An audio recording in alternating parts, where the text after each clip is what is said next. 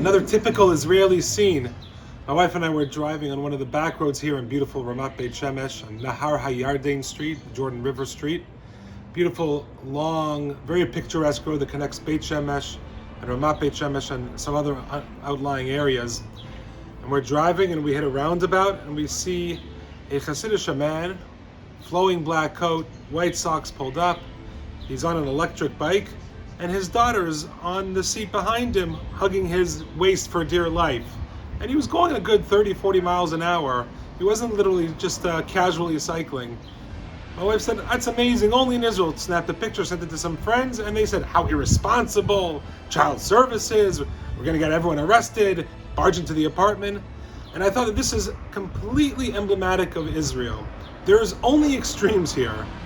Hachi hatov, everything's the best, or hachi hazol, everything's the cheapest. Nothing is average here. The people are an average, the land is an average, and that's really the Jewish people. We do not live in a vacuum. We must go to the extreme. We either extremely change the world for the good or extremely change it for the negative.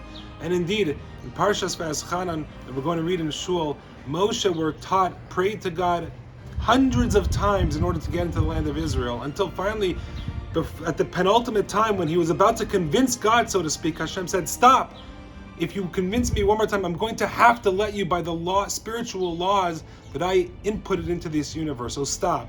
Moses, our teacher, who had more reason than anyone to get into the land, who lived and died for the land, but he couldn't get in, went to the greatest of extremes to still get in. And Hashem said, "Stop."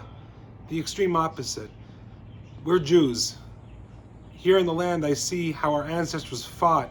They went to the greatest of extreme, unfortunately, and tragically paid the price, so many of them. We have to live our lives not in an unhealthy balance, but with at least a vision, an ideal, that we're living to change the world in a very extreme way. We're not here to be mediocre. There's no Beinoni in Israel. There's no middle road. Rak hachi hatov, only the best. Shabbat shalom from the Holy Land.